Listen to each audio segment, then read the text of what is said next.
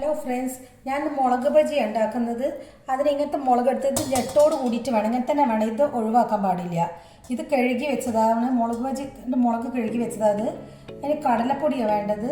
Cup കടലപ്പൊടി എടുത്തിട്ട് നിങ്ങൾക്ക് എത്രയോ മുളക് അതിനനുസരിച്ച് കടലപ്പൊടി എടുത്താൽ മതി. പിന്നെ കുറച്ച് കായം വേണം, സാമ്പാർ കായം. പിന്നെ ഒരു സ്പൂൺ മുളക് പൊടി. പിന്നെ കുറച്ച് അപ്പക്കാരം വേണം. എന്നിട്ട് ഒക്കെപ്പാടെ കൂടി ആദ്യം മിക്സ് ചെയ്ത് വെക്കുക. കുറച്ച് ഉപ്പിട്ട് മിക്സ് ചെയ്ത് വെക്കുക. അപ്പം ഞാൻ ആദ്യം കടലപ്പൊടി ഇടുന്നുണ്ട്. മുളക് പൊടി,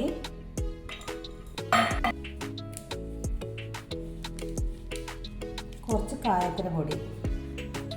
ഇഞ്ചി വെളുത്തുള്ളി പേസ്റ്റ് വേണമെങ്കിൽ ഇടാം, പക്ഷെ ഞാൻ ഇടുന്നില്ല. ഒരു തുള്ളി അപ്പക്കാരം, ഇത്രയും മതി. കുറച്ച് ഉപ്പ്,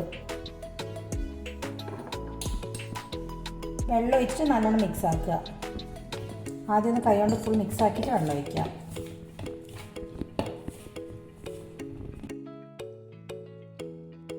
വെള്ളം ഒഴിച്ചിട്ട് മിക്സ് ആക്കുക. കുറച്ച് വെള്ളം ഒഴിച്ചിട്ട് വേണം മിക്സ് ആക്കാൻ, അധികം ലൂസായി പോകരുത്.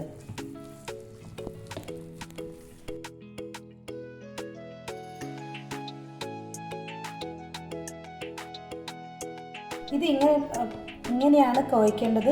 പിന്നെ ഈ വിരലിട്ടിട്ടുണ്ടെങ്കിൽ ഇങ്ങനെ കോട്ടായിട്ട് നിൽക്കണം. ഇതാണ് ഇതിൻ്റെ പാകം. ഇനി ഇത് അവിടെ നിൽക്കട്ടെ. വരുമ്പോൾ മുളക് ബജി ഉണ്ടാക്കാൻ തുടങ്ങാം. ഇതിന് കുറച്ച് നേരം വെക്കണം എന്നൊന്നുമില്ല, കൂട്ടി വെച്ചിട്ട് അപ്പം തന്നെ ഉണ്ടാക്കാൻ തുടങ്ങാം. വെളിച്ചെണ്ണ ഒഴിക്കുന്നുണ്ട്. വെളിച്ചെണ്ണ ചൂടാവട്ടെ. അപ്പോൾ ഈ മുളക് മുക്കാം.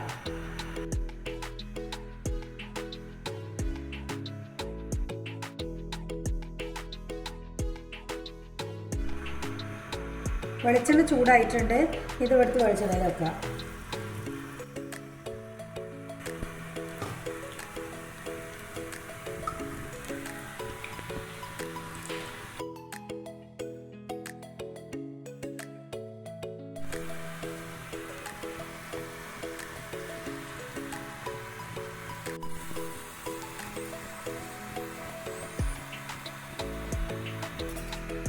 വേഗം തന്നെയാവും. മുളകല്ല അത്ര വേവില്ല. ഇതുപോലെ എല്ലാവരും ഒന്ന് ഉണ്ടാക്കി നോക്കുക. ഇനി ഇതിന് വേണ്ടിയിട്ട് ഒരു ചമ്മന്തി ഉണ്ടാക്കാം. അതിനൊരു വലിയ ഉള്ളി ഇങ്ങനെ മുറിച്ചിട്ടിട്ടുണ്ട്. ഇതിൻ്റെ അപ്പുറം കുറച്ച് മുളക് പൊടി,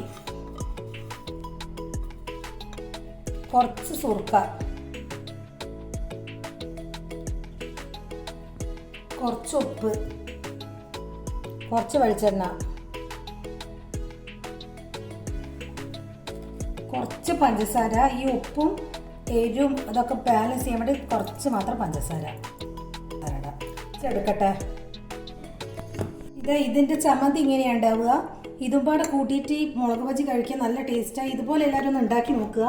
ഇഷ്ടപ്പെട്ട് ലൈക്ക് ചെയ്യുക, കമൻറ്റ് ചെയ്യുക, ഒന്ന് സബ്സ്ക്രൈബ് ചെയ്യുക.